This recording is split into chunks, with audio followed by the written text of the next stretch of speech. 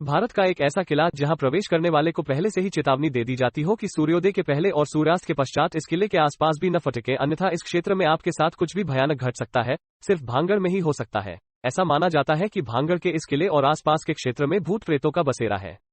भांगड़ राजस्थान के सबसे प्रसिद्ध किलों में से एक है, लेकिन यह प्रसिद्धि उसके डरावने होने की वजह से है। कुछ इतिहासकारों का मानना है कि इस किले को आमेर के राजा भगवंत दास ने सन 1583 में बनवाया था, लेकिन कुछ इतिहासकार इसके निर्माण अवधि को संदेह की दृष्टि से देखते हैं। भांगड़ का किला कब बना? उनके अनुसार यह भुतहा किला उससे कहीं ज्यादा पुराना हो सकता है। जितना आज की पीढ़ी के इतिहासकार अनुमान लगा रहे हैं, ये किला उससे कहीं ज्यादा पुराना हो सकता है। एक अनुमान के अनुसार भांगड़ का किला 7वीं या 8वीं शताब्दी का बना हो सकता है। ज्ञात इतिहास के अनुसार महाराज भगवंत दास के छोटे बेटे और मुगल आक्रांता अकबर की दास्ता स्वीकार किए मानसिंह के भाई माधो सिंह ने बाद में इसे अपना निवास स्थान बना लिया। कहा जाता है कि माधो सिंह के 3 बेटे थे। सबसे बड़े थे सुजान सिंह, फिर उसके बाद थे छत्र सिंह और सबसे छोटे थे तेज सिंह। माधो सिंह के बाद छत्र सिंह भांगड़ का शासक हुआ। इसी छत्र सिंह के बेटे अजब सिंह थे, जिनके शासन काल में इस किले के शापित होने की कहानियां फैली हैं। यह भी मुगल शासन से जुड़े हुए थे। ऐसा कहा जाता है कि अजब सिंह ने अपने नाम पर अजबगढ़ बसाया था। अजब सिंह के बेटे काबिल सिंह और उनके बेटे जसवंत सिंह अजबगढ़ में रहे, वे भांगड़ में नहीं रहे। अजब सिंह के दूसरे पुत्र हरि सिंह भांगड़ में रहे। ऐसा माना जाता है कि उन्होंने विक्रम संवत 1722 में भांगड़ के सिंहासन पर बैठे। मन जाता है कि माधो सिंह के 2 वंशज हरि सिंह के बेटे अत्याचारी मुगल आक्रांता औरंगजेब के समय में मुसलमान हो गए थे। मुगलों ने फिर उन्हें भांगड़ दे दिया गया था। मुगलों के कमजोर पड़ने पर महाराजा सवाई जय सिंह जी ने इन्हें मारकर भांगड़ पर अपना अधिकार जमाया। भांगड़ का किला। अगर आप कभी भांगड़ जाएं और वहां के किले को देखें तो आप पाएंगे कि भांगड़ का किला पहाड़ी पर बना हुआ और 4 दीवारी से घिरा हुआ है, जिसके अंदर प्रवेश करते ही दाहिनी ओर कुछ भव्य प्रासादों के भग्नावशेष अपनी गाथा कहते हुए दिखाई देते हैं। सामने विस्तृत सड़क है, जिसमें सड़क के दोनों तरफ थोड़ी थोड़ी दूरी पर एक कतार में बनाए गए कुछ 1 मंजिले, कुछ 2 मंजिले भवनों के खंडहर हैं। किले के आखिरी छोर पर दोहरे अहाते से घिरा हुआ एक अपेक्षाकृत विस्तृत महल है, जिसकी ऊपरी हिस्सा लगभग पूरी तरह ध्वस्त हो चुका है। भांगड़ का किला चारों ओर से पहाड़ियों से घिरा हुआ है, चारों ओर पहाड़ियां ही है। बारिश के मौसम में यहाँ का वातावरण काफी सुहावना हो जाता है। उस समय यहाँ पर चारों तरफ पहाड़ियों पर हरियाली ही हरियाली दिखाई देती है। वर्षा ऋतु में यह दृश्य बहुत ही मनमोहक हो जाता है। चूंकि भांगड़ को भारतवर्ष की सबसे डरावनी जगहों में से एक माना जाता है, इसलिए सामान्यतः लोग यहां आते नहीं तो यह एक बढ़िया पर्यटन स्थल होता। भांगड़ की सच्चाई क्या है? भारतीय पुरातत्व विभाग ने इस खंडहर को संरक्षित कर दिया है। यहां पर महत्वपूर्ण बात यह है कि वैसे तो पुरातत्व विभाग ने हर संरक्षित क्षेत्र में अपने ऑफिस बनवाए हैं, लेकिन इस किले के संरक्षण के लिए पुरातत्व विभाग ने अपना ऑफिस भांगड़ से कुछ किलोमीटर दूर बनवाया है।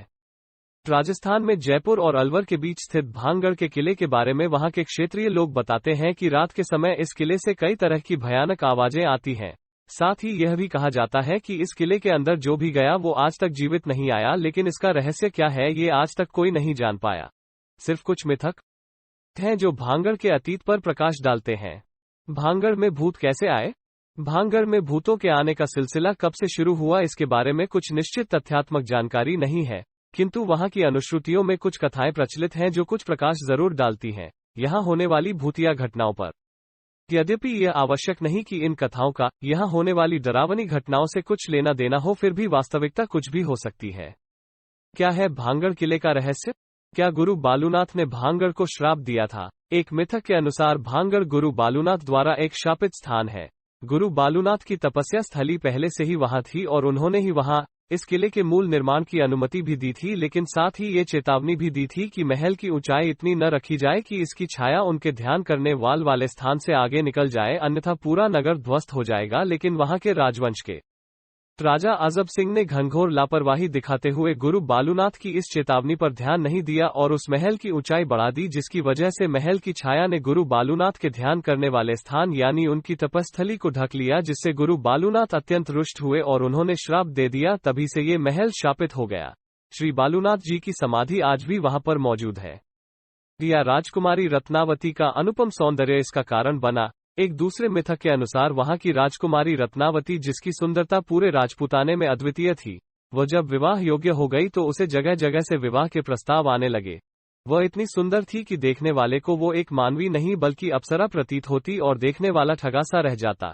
एक दिन एक तांत्रिक की निगाह रत्नावती पर पड़ी, वो उस पर मोहित हो गया और उसने राजकुमारी पर तंत्र शक्ति का दुरुपयोग करके उसको प्राप्त करने की ठान ली। अब वो तांत्रिक राजकुमारी की हर छोटी बड़ी जानकारी जुटाने लगा, क्योंकि उसे हर हाल में राजकुमारी को पाना था।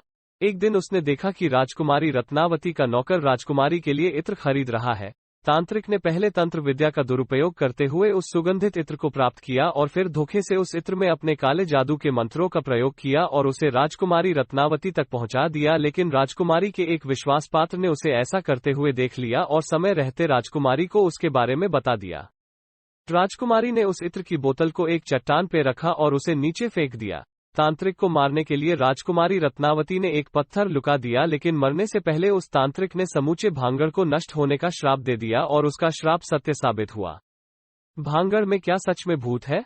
ये सारी कहानियां मिथक हो सकती हैं, लेकिन प्रत्यक्षदर्शियों के अनुभव रोंगटे खड़े कर देने वाले हैं। कुछ लोगों ने तो सैनिकों की पूरी एक टोली के चलने की आवाज, उनके वस्त्रों की आवाज और उनके अस्त्र शस्त्रों के खंखने की आवाजें वहां सुनी है। भांगड़ के किले को भारत के सबसे डरावने स्थानों में से एक माना जाता है, इसलिए यहां घूमने से पहले ये मत भूलिएगा कि ये कोई पर्यटन